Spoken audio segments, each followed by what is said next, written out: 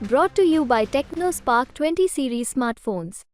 नमस्कार, बिहार तक देख रहे हैं आप और आपके साथ मैं हूं हर्षिता सिंह। भोजपुरी के पावर स्टार गाने और फिल्मों से तो चर्चा में थे ही, लेकिन बिहार राजनीति में 2024 के आम चुनाव के लिए बीजेपी की ओर से जारी की गई पहली लिस्ट में पवन सिंह का नाम भी शामिल होने के बाद पूरे बिहार की राजनीति में पवन सिंह चर्चा में आ गए।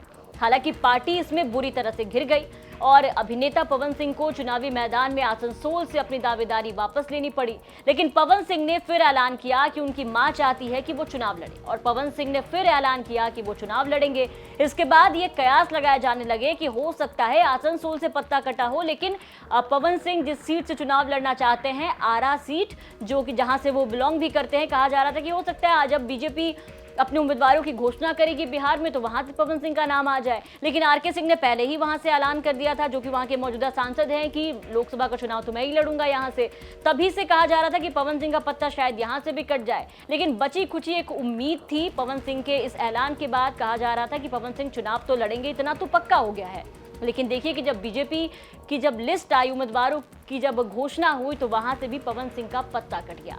आसनसोल से मना करने के बाद पवन सिंह को उम्मीद थी कि बीजेपी उन्हें किसी न किसी सीट से बिहार में चुनावी मैदान में तो जरूर उतारेगी। लेकिन बीजेपी ने जिन 17 उम्मीदवारों का ऐलान किया, उनमें दूर दूर तक पवन सिंह का नाम नहीं था।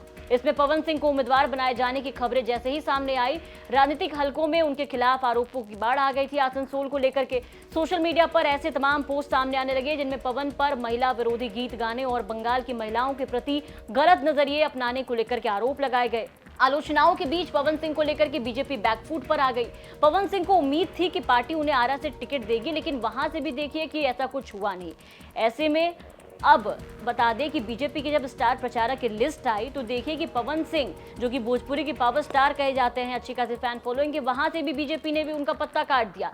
दूर दूर तक अब बीजेपी और पवन सिंह का कोई रिश्ता नजर नहीं आ रहा है। ऐसे में अब चर्चा इस बात की शुरू हो गई है कि अब पावर स्टार क्या करेंगे। क्या यहां से पत्ता कटने के बाद अकेले मैदान में उतरेंगे, वहां अपने पावर दिखाएंगे? आपको क्या लगता है, पवन सिंह का जो कमिटमेंट अपनी मां के साथ है, जिस तरीके से उन्होंने सोशल मीडिया पर पोस्ट किया, क्या वो पूरा करेंगे? और अगर पवन सिंह बीजेपी से चुनाव नहीं लड़ते हैं तो किस दल से चुनाव लड़ेंगे या निर्दलीय लड़ेंगे? कमेंट करके अपनी राय हमें जरूर बताएं और बिहार की तमाम खबरों के लिए आप बने रहे बिहार तक के साथ।